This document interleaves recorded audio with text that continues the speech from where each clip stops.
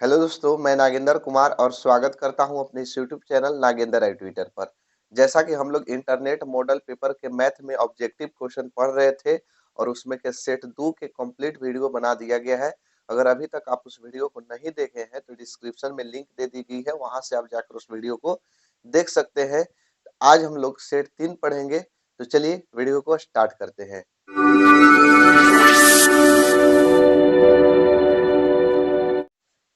जैसा कि सेट 3 का पहला क्वेश्चन आप लोग के सामने दिखाई दे रहा होगा, बोल रहा है ना कि मूल बिंदु के नियामक होते हैं जी।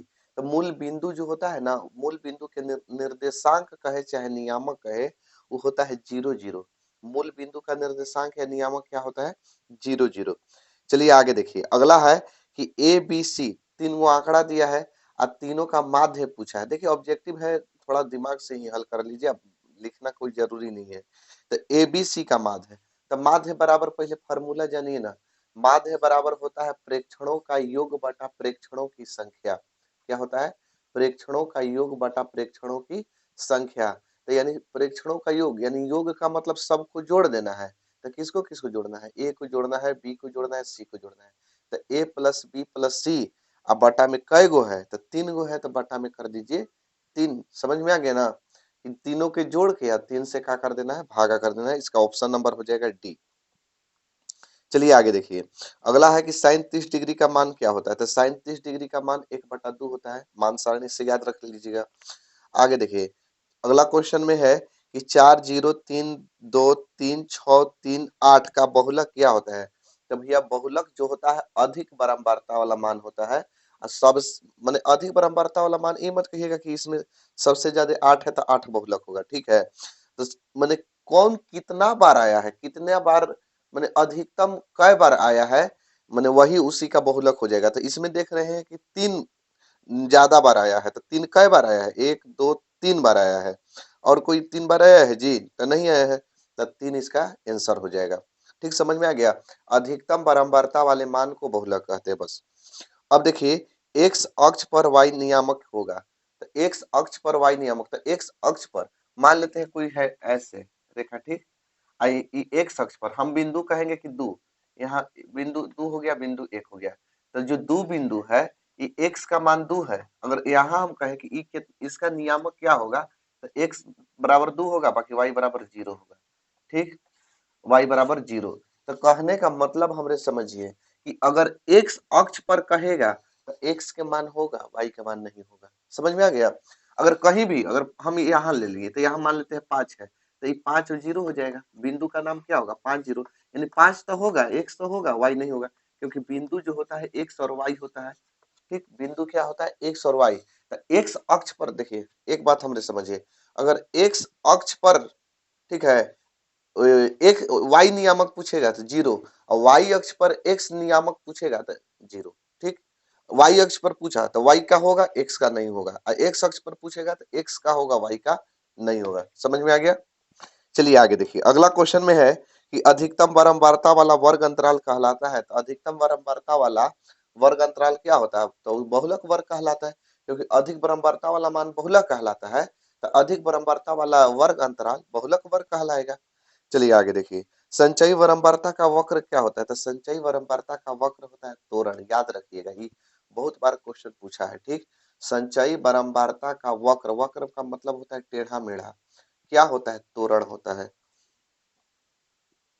आगे देखिए, आगे है कि वर्ग अंतराल 8 से 12, ये 8 माइनस 12 नहीं लिखल है, ये लिखल है 8 से 12।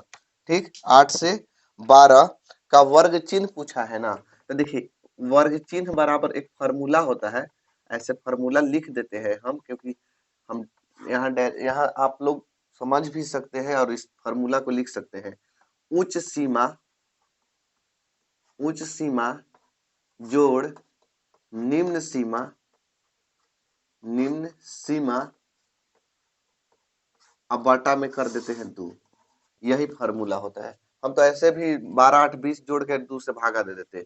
तो उच्च सीमा देखिए, उच्च तो उच्च कौन है? 8 ज्यादा है कि 12 ज्यादा है? तो कहिएगा कि 12 ज्यादा है। आप प्लस निम्न, निम्न माने कम कम है, तो 8 है। तो दोनों के जोड़ के 2 से भाग दे देना है।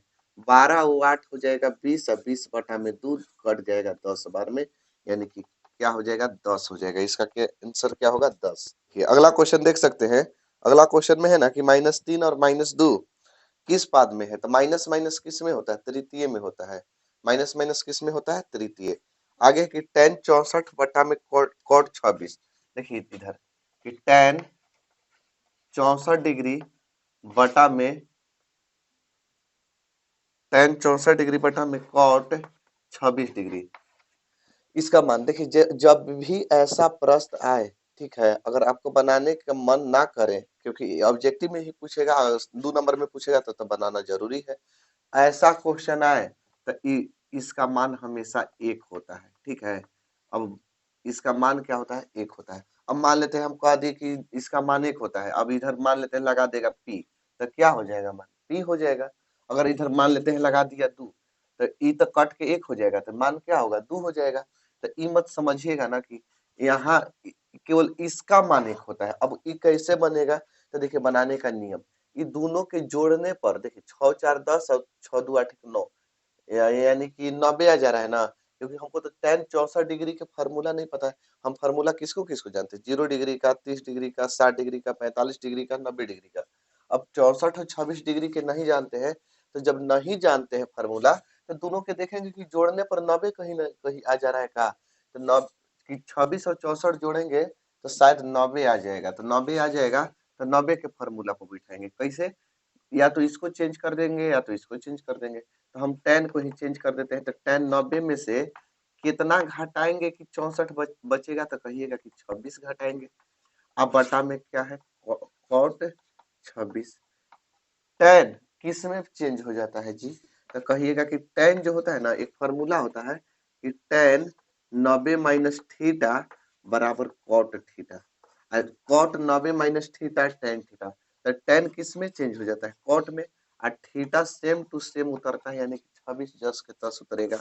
अब यहाँ से हो जाएगा cot 26 डिग्री। अब cot 26 से cot 26 कट गया एक बार में, यानी इसका आंसर जो हो जाएगा 1 आ जाएगा। ठीक, समझ में आ गया। आगे देखिए अगला क्वेश्चन देख सकते हैं। कह रहा है कि अर्धगोले का पूर्ण पृष्ठीय क्षेत्रफल क्या होता है। देखिए अर्धगोले का संपूर्ण पृष्ठीय क्षेत्रफल का सूत्र होता है 3πr²। क्या होता है जी, 3πr²। याद रखिएगा, ये आता है क्वेश्चन। आगे देखिए अगला क्वेश्चन है कि एल्गोरिथम विभाजन एक तकनीक है। देखिए एल्गोरिथम विभाजन से क्या निकालते हैं, मौसा निकालते हैं। थोड़े है कि लघुत्तम नहीं ना निकालते हैं, महत्तम निकालते हैं, यानी HCF निकालते हैं। ठीक है, तो इसका आंसर हो जाएगा मस। आगे देखिए अगला क्वेश्चन है कि चक्रीय चतुर्भुज के सम्मुख कोणों का योगफल क्या होता है। तो चक्रीय चतुर्भुज के सम्मुख कोणों का योगफल होता है, वो होता है 180 डिग्री। देखिए चक्रीय चतुर्भुज होता क्या है, ये पहले जान लीजिए। अगर कोई वृत्त के अंदर अगर कोई चतुर्भुज बना दिया गया, तो वो क्या होगा, चक्रीय चतुर्भुज। अब समूह कोण माने आमने सामने का कोण। मान लेते हैं ए बी सी डी, 4 गो कोण है ना, तो कोण ए और जोड़ कोण सी जो होगा 180 डिग्री होगा, यही समूह कोण। ई और कोण दोनों मिला के 180 डिग्री, और ई दोनों कोण मिला के 180 डिग्री। कौन कौन, कोण बी और कोण डी दोनों मिला के 180 डिग्री। ठीक, तो यानी चक्रीय चतुर्भुज के आमने सामने यानी समूह कोणों का योग कितना होता है, 180 डिग्री।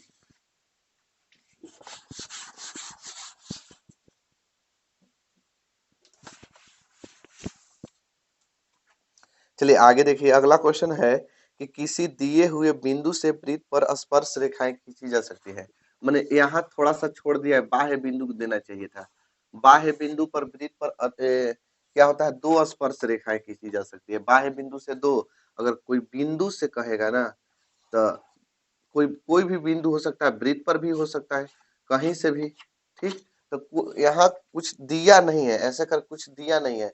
बाकी इसमें अगर आंसर देखा जाए तो लिखा है 2, तो आप अपने से अनुमान लगाइए कि बिंदु शायद ये भी कहा हो कि बिंदु कहाँ है, बाहर है।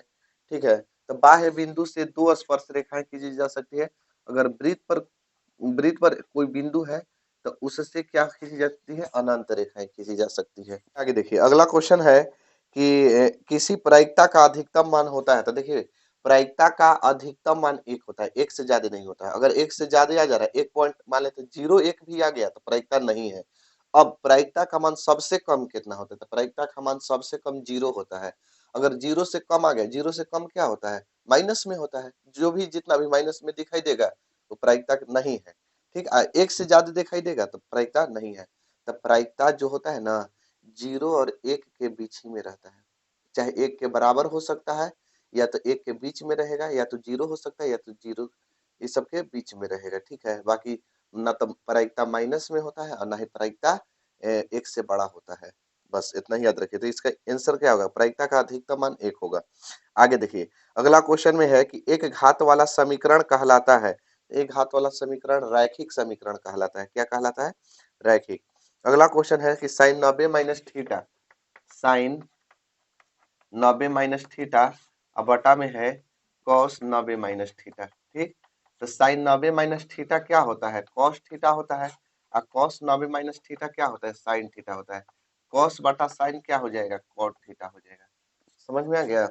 Sign 90 minus theta cos theta, cos 90 minus theta sine theta, और कॉस बटे साइन फार्मूला कॉट।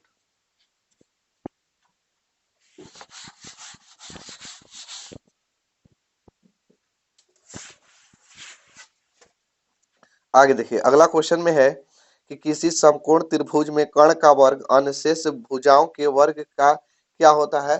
तो कर्ण का स्क्वायर बराबर लंब का स्क्वायर प्लस आधार के स्क्वायर के बराबर होता है।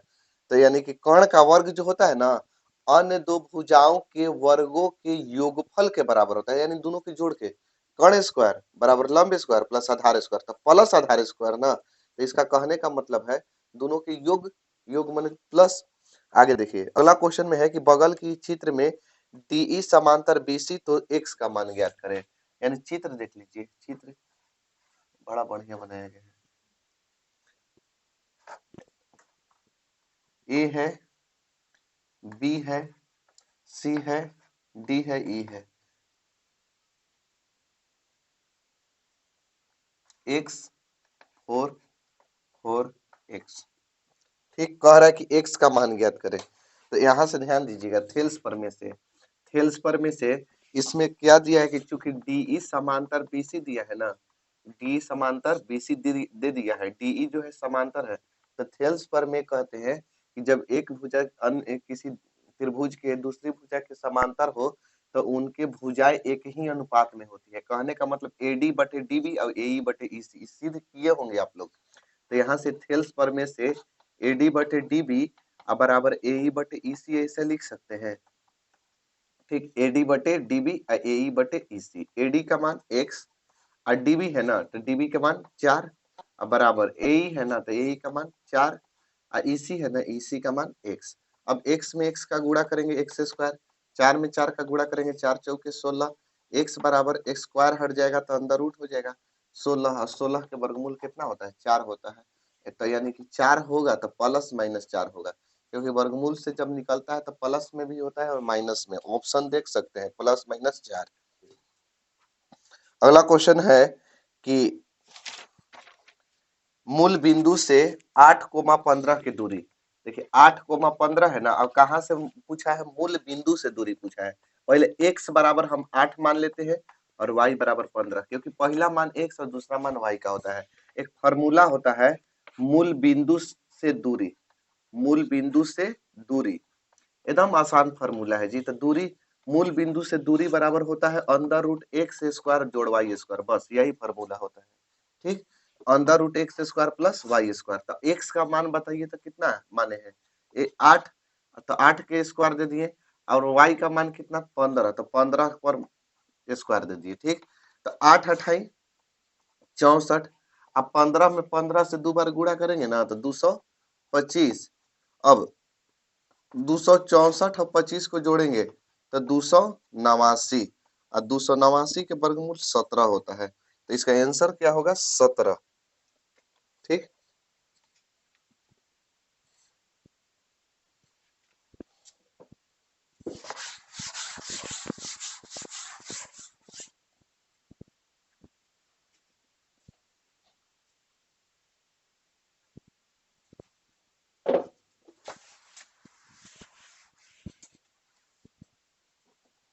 आगे देखिए, अगला क्वेश्चन में है कि किसी खेल में रेशमा के जीतने की प्रायिकता 0.95 है, तो सुचिता के जीतने की प्रायिकता कितना है? तो रेशमा के जीतने की प्रायिकता को हम मान लेते हैं पीई, कितना है? 0.95 है। ये किसका है? रेशमा के जीतने की प्रायिकता। तो क्या बोला है? सुचिता के जीतने की प्रायिकता। तो सुचिता के जीतने की प्रायिकता पीई नहीं मान लेते हैं ऐसे, ठीक, मान लेते हैं इसका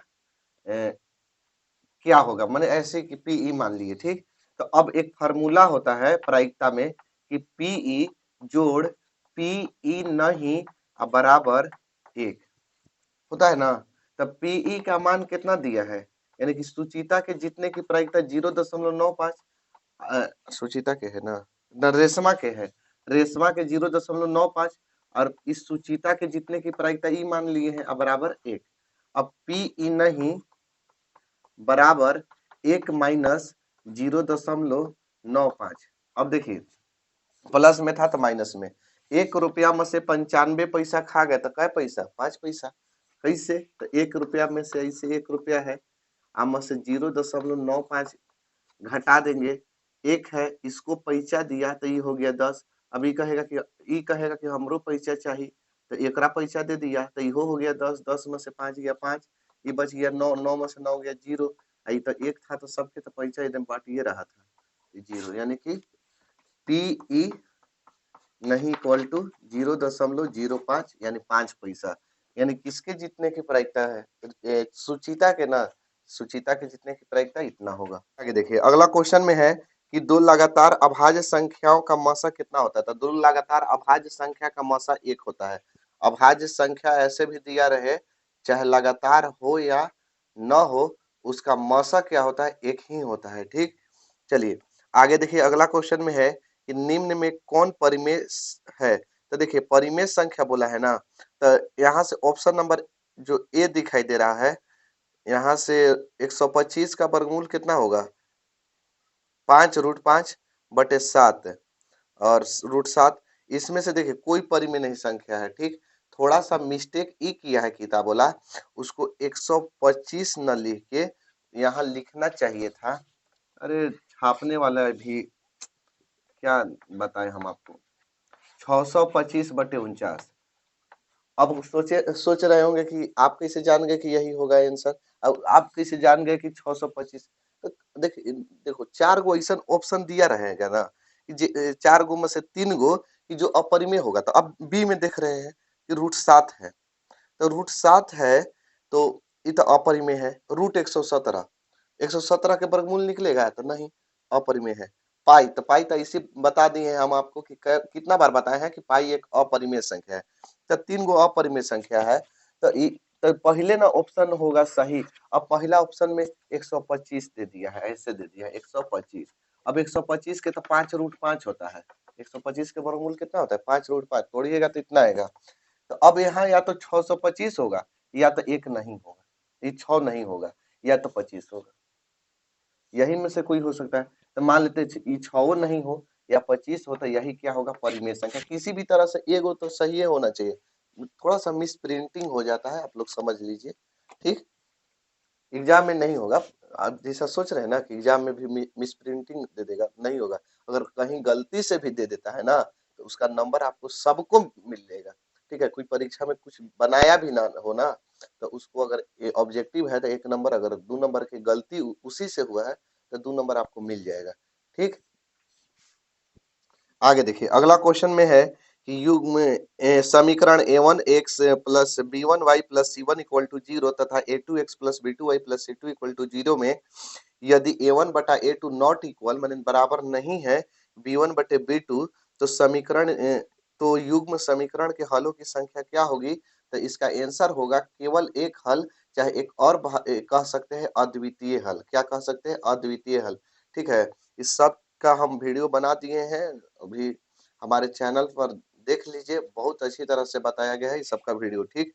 मैं आप लोग के आगे देखिए अगला क्वेश्चन है कि किसी वृत्त के केंद्र से होकर जाने वाली जीवा क्या कहलाती है? बहुत बढ़िया। देखिए सबसे पहले वृत्त है, ये सब जितना भी पारे है ना, ये सब क्या होती है? जीवा होती है। ये सब क्या होती है? जीवा होती है। तो अब हम आपसे कहेंगे कि यहाँ सबसे बड़ी जीवा, तो का ई सबसे बड़ी जीवा है? नहीं। ई है? नहीं।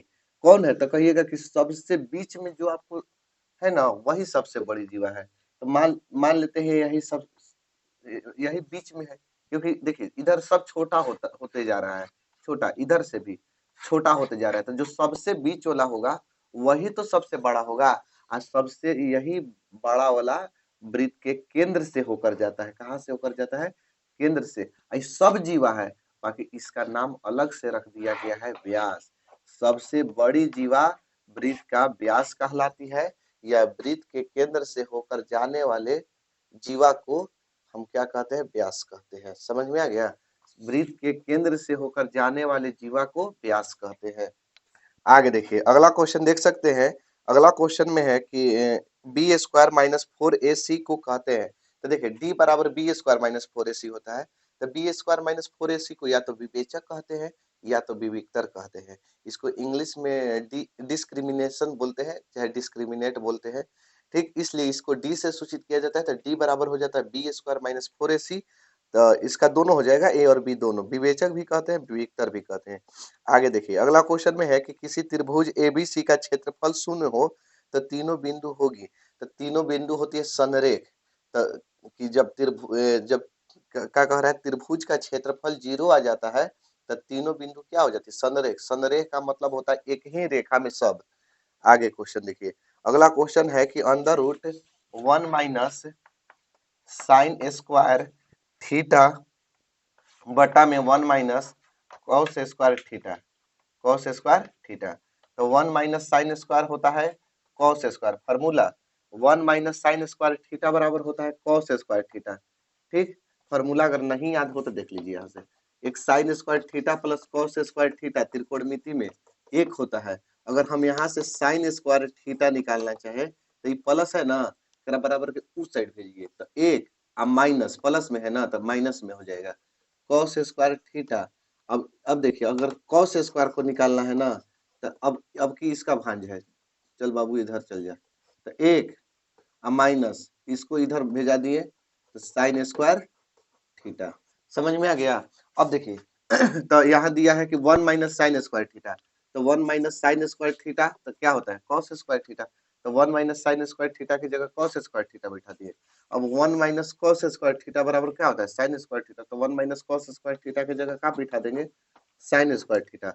अब एक और फार्मूला होता है कि कॉस कॉट बराबर कॉट थीटा बराबर कॉस थीटा बटे साइन थीटा। ठीक, क्या होता है? कॉट थीटा बराबर कॉस थीटा बटे साइन थीटा। तो कॉस बटा साइन है ना, तो कॉस कॉस बटे साइन है, तो कॉस बटे साइन क्या होता है? कॉट होता है। बाकी इसके माथवा पर दू दोनों के है तो माथवा पर दू दिखा देंगे, स्क्वायर में है तो स्क्वायर दे देंगे। मैंने कॉस स्क्वायर थीटा बटे sine square theta cot square theta. अब कय गो कॉट? तो कहिएगा कि 2 गो कॉट। तो 2 गो कॉट किस में? तो ई घर में। तो घर से बाहर ही निकलेगा ना, तो एगो निकल जाएगा, 2 गो में से एगो निकल जाएगा। मतलब घर का मतलब रूट में, तो रूट में से 2 गो में से एगो क्या होगा? बाहर ही निकल जाएगा। तो क्या हो जाएगा? Cot theta. आगे देखिए, अगला क्वेश्चन देख सकते हैं। अगला क्वेश्चन में है कि 9 sec square theta minus 9 tan square theta, इसका मान। ठीक, तो देखिए क्या होता है कि 9 के 9 लिख देंगे। ठीक, दोनों दिन 9 है ना, तो जो दोनों दिन रहे ना तो उसमें से एगो कॉमन कर देते हैं। मैंने दोनों दिन शामिल हो उसमें से कॉमन हो जाता है। तो दोनों में से एगो 9 निकाल दिए तो क्या बचेगा? है सेक स्क्वायर थीटा बचेगा। माइनस यहो 9 निकल गया तो यहाँ क्या बचेगा? tan स्क्वायर थीटा बचेगा। ठीक, 9 निकल गया, सेक स्क्वायर थीटा बचेगा, 9 निकल गया, tan स्क्वायर थीटा बचेगा। 9 के 9। आई एक फार्मूला आपको दिखाई दे रहा होगा कि sec square theta minus tan square theta रहे ना तो उसका मान होता है 1। ठीक, ये फार्मूला की जगह 1 लिख दिए, 9 में 1 से गुणा करेंगे 9, आंसर हो गया। आगे देखिए, अगला क्वेश्चन देख सकते हैं। अगला क्वेश्चन में है कि द्विघात समीकरण 2x square plus 4x plus 3। ठीक, इसमें बोला है ना कि विवेचक होगा। तो देखिए विवेचक बराबर 0 है, बराबर 0 होना चाहिए, बाकी नहीं दिया है। ठीक, विवेचक पूछा है ना, तो a का मान 2, a का मान कितना? 2, जिसमें x स्क्वायर हो आगे का a मान। अब b, b किसके कौन होता है? तो x के आगे का गुणांक। तो बी का मान 4 और सी का मान 3। ये देखिए एक्स स्क्वायर के आगे का गुणांक है एक्स का गुणांक बी, तो यानी बी का मान 4 और सी का मान 3। विवेचक का मतलब डी, डी बराबर होता है formula B square minus 4ac। तो देखिए बी का मान कितना 4, तो 4 लिख के अब माथवा पर 2 और माइनस 4, ए है ना ए का मान 2 और सी है ना सी का मान 3। अब 4 में 4 से गुणा कर देंगे तो 4 चौके 16 और माइनस 4 दूनी 8, 8 दिया 24, 24 में से 8 घटेगा, सॉरी 24 में से 16 घटेगा तो -8। इसका आंसर क्या होगा -8 हो जाएगा। देखते हैं अगला क्वेश्चन में है कि यदि किसी द्विघात बहुपद x square minus 2x plus 5 ठीक के बराबर 0 के मूल अल्फा बीटा हो तो अल्फा प्लस बीटा का मान, यहाँ देखिए ए का मान कितना होगा, जिसमें एक्स स्क्वायर हो आगे ए होता है, तो एक यहाँ कुछ नहीं तो एक है ना, ए का मान 1। अब बी का मान कितना होगा -2 और सी का मान क्या होगा 5 हो जाएगा। अब देखिए अब हमको क्या पूछा है कि अल्फा प्लस बीटा का मान क्या होगा, तो अल्फा प्लस बीटा बराबर होता है -b/a होता है फॉर्मूला। तो देखिए माइनस के माइनस, पहले माइनस है तो माइनस, अब बी का मान है कितना -2 और ए का मान क्या है 1, तो माइनस माइनस प्लस 2/1 यानी 2।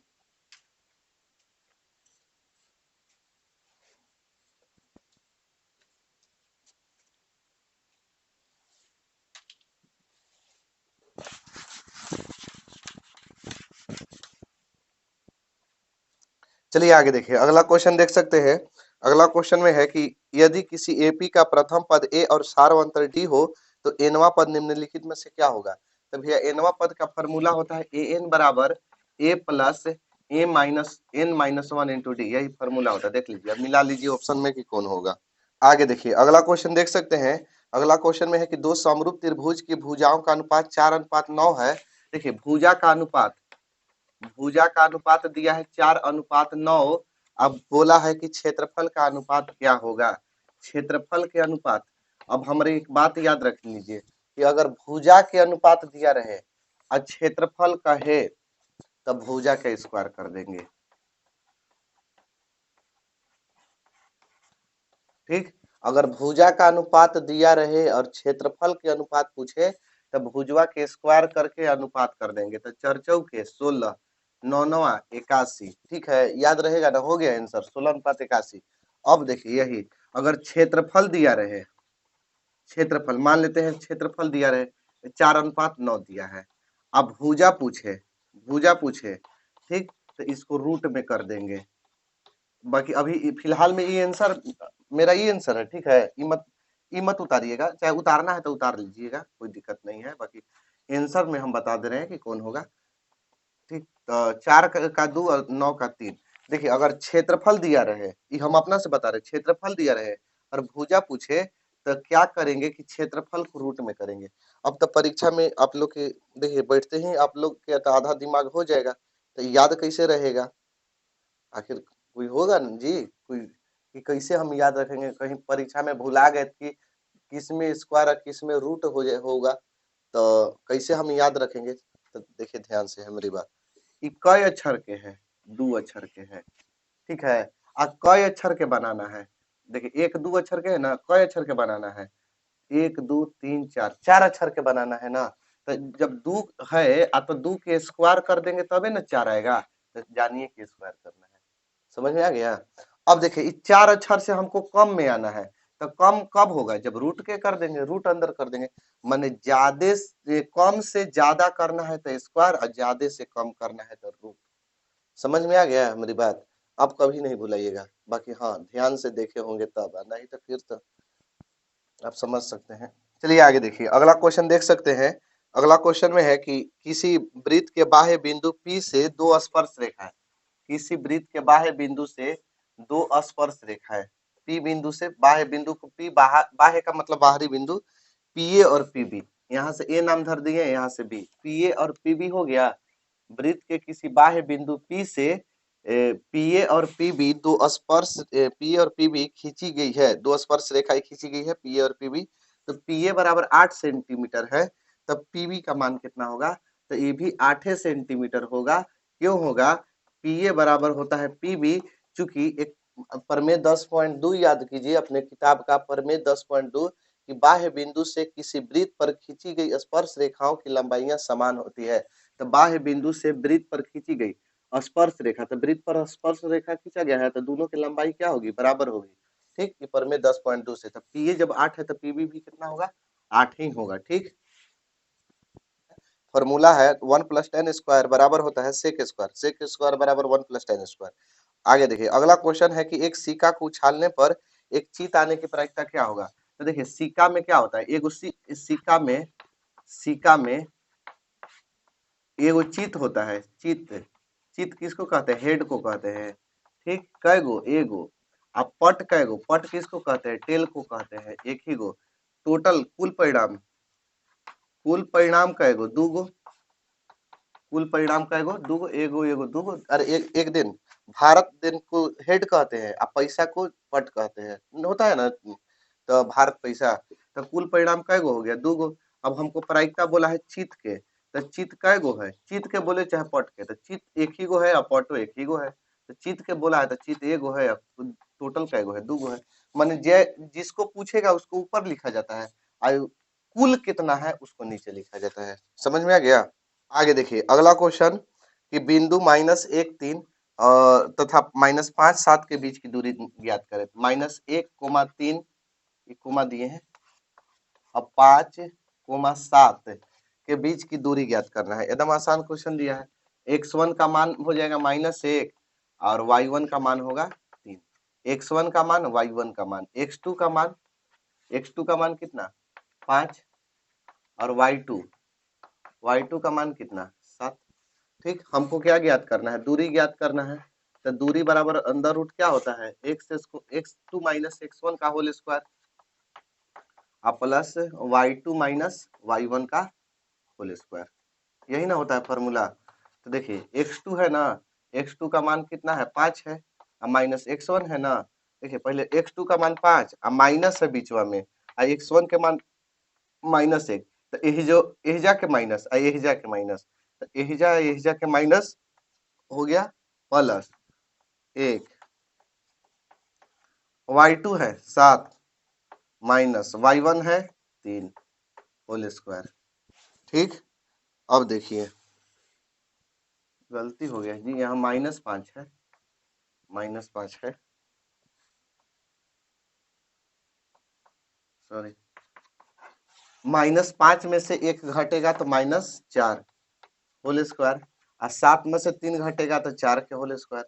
अब 4 चौके 16 प्लस 4 चौके 16, 16 16 32, 32 को तोड़ देंगे तो 16 दूनी 32, तोड़ देंगे तो ऐसे 16 के 4 और रूट में 2 आंसर। 16 के वर्गमूल 4 और रूटवा में कौन है 2 है। अगला क्वेश्चन है कि सबसे छोटी सम अभाज्य संख्या क्या होती है। तो सम भी है अभाज्य भी है। तो दो ऐसी संख्या है ना जो सम संख्या भी है और अभाज्य संख्या भी है। क्यों अभाज्य संख्या है, क्योंकि केवल एक, पहले सम संख्या जानी ना, सम संख्या किसे कहते हैं, जो 2 से पूरा पूरा कट जाता है उसे सम संख्या कहते हैं। सबसे छोटी सम संख्या 2। अभाज्य संख्या किसे कहते हैं, जो एक से या तो स्वयं से भाग लगता है। तो एक और स्वयं से भाग कौन लग सकता है, तो सबसे छोटा में 2 है, 2 को ही सबसे छोटा अभाज्य संख्या भी माना जाता है, सम संख्या भी। तो 2 आंसर होगा। आगे देखिए अगला क्वेश्चन में है कि एक रैखिक समीकरण युग्म जिसका कोई हल होता है, कोई हल होता है, कोई हल नहीं होता है लिखना चाहिए था। ठीक है, चाहे जिसका हल होता है ऐसे भी लिख सकता था। तो जिस नहीं छूट गया इसमें, ठीक है, मिला लीजिएगा। आंसर पहले हम देख लेते हैं कि इसका आंसर क्या दिया है, छोड़ा है कि क्या था। जिस क्वेश्चन नंबर था, क्वेश्चन नंबर 39 ये दिया है विरोधी, हाँ ये छोड़ दिया है, नहीं है, लिखना भूल गया है। ठीक है, मिस्टेक से मिस प्रिंटिंग हो गया है। तो बस यही यही है कि एक रैखिक समीकरण जिसका कोई हल नहीं होता है तो वो क्या कहलाता है, तो विरोधी कहलाता है। क्या कहलाता है जी, विरोधी। आगे देखिए अगला क्वेश्चन है कि किसी वृत्त के छोरों पर खींची गई स्पर्श रेखाएं होती है। तो वृत्त के छोरों पर खींची गई स्पर्श रेखा समांतर होती है। वृत्त है, एगो छोर एहिजा से पकड़िए, एहिजा से एगो ये पकड़ लीजिए, दोनों क्या होती है, समांतर होती है। देखिए अगला क्वेश्चन में है कि दी गई चर मानों को आरोही या अवरोही क्रम में सजाने पर बीच वाला चर मान क्या कहलाता है? तो माध्यक।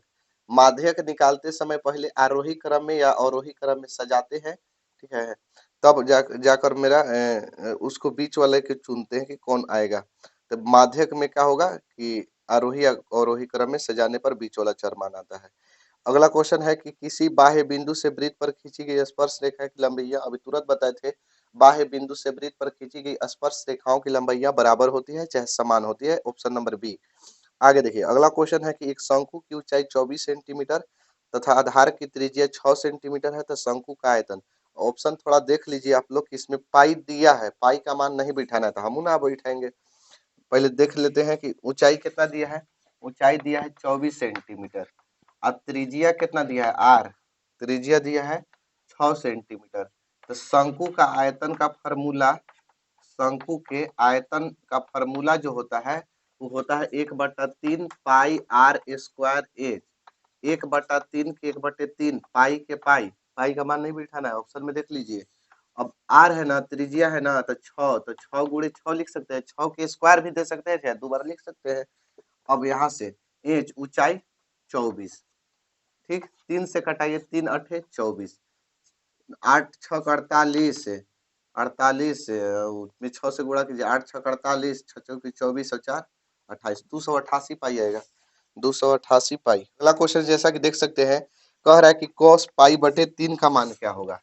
cos पाई बटा में 3, देखिए जब त्रिकोणमिति में पाई दिया रहे ना तो समझिए कि पाई का मान 180 डिग्री, वैसे तो पाई का मान 22/7 होता है, ठीक है, 3.14 भी होता है, और जब त्रिकोणमिति में कहीं दिया रहे तो पाई के मान कितना बिठाना है, 180 डिग्री, भुलाइएगा मत, बटा में 3, 3 छक 18 जीरो, तो कॉस कितना आ गया 60 डिग्री ना, और कॉस 60 डिग्री का मान होता कितना है, 1/2 आंसर। आगे देखिए अगला क्वेश्चन में है कि अर्धवृत्त का कोण होता है, अर्धवृत्त का कोण समकोण होता है, 90 डिग्री होता है। कितना लोग सोच रहे होंगे ना कि अर्धवृत्त ऐसे है ना तो एकरा पर 180 डिग्री होता है, क्योंकि यह जीरो आई है 180 ना भैया, ये अर्धवृत्त का कोण समकोण होता है, ऐसे नहीं कोण होता है, कोण कभी भी ऐसे ऐसे बन सकता है, ऐसे बन सकता है, ऐसे बन सकता है, ठीक है, कहीं भी बन सकता है। तो जब अर्धवृत्त पर कोई त्रिभुज बनाएंगे ना तो त्रिभुजवा के कोण भी हो, त्रिभुज के कोण 90 डिग्री होता है, कितना होता है यहाँ 90 डिग्री, ई वाला कोण को नहीं नहीं देखना है, ई वाला कोण ई वाला के लिए नहीं बोल रहा है। अब यह अर्धवृत्त है तो कहाँ के कोण 180 डिग्री लीजिएगा, यहाँ के, यहाँ के, यहाँ के, यहाँ के, यहाँ के, किसको 180 मानिएगा, ठीक है। तो अर्धवृत्त का कोण समकोण होता है 90 डिग्री होता है। आप लोग के नहीं विश्वास हो हमरे पर, ऐसे तो विश्वास कर ही सकते हैं, अगर नहीं विश्वास हो तो गूगल पर जाके सर्च करिएगा कि अर्धवृत्त का कोण होता है, चाहे अर्धवृत्त का कोण कितना होता है, तो लिखेगा कि अर्धवृत्त का कोण समकोण होता है। अर्धवृत्त का कोण का मतलब जो होता है वो अर्धवृत्त के यहाँ के कोण से नहीं है, कि इस पर बने त्रिभुज के कोण से है, कि कहीं भी अगर त्रिभुज अगर बनता है तो उसका मान कितना होता है, 90 डिग्री होता है, बस यही याद रखिए, चाहे आप लोग सर्च कर लीजिए, नहीं विश्वास करते होंगे तो, नहीं तो विश्वास है तो आगे चलिए।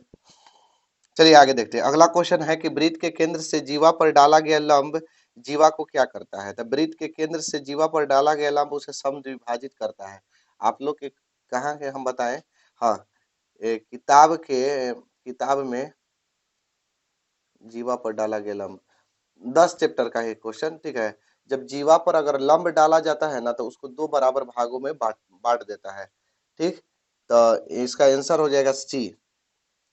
अगला क्वेश्चन है कि बिंदु x1 y1 और x2 y2 को मिलाने वाली रेखा का मध्य बिंदु का निर्देशांक होता है, फॉर्मूला है, तो मध्य बिंदु का निर्देशांक x1 + x2/2 और कोमा y1 + y2/2। आगे देखिए cos a बराबर 4/5 का दिया है, cos a बराबर 4/5, तो बोला है tan a का मान, तो cos बराबर क्या होता है, फॉर्मूला आधार बटा में कर्ण होता है ना जी, cos बराबर क्या होता है, आधार बटे कर्ण होता है। तो लंब पहले निकालेंगे, तो लंब स्क्वायर बराबर कर्ण स्क्वायर माइनस आधार स्क्वायर, कर्ण कितना है 5 है तो 5 के स्क्वायर, माइनस आधार कितना है 4 है तो 4 के स्क्वायर, 5 पचे 25 और माइनस 4 चौके 16, 25 में से 16 घटेगा तो 9, लंब स्क्वायर बराबर 9 आ गया।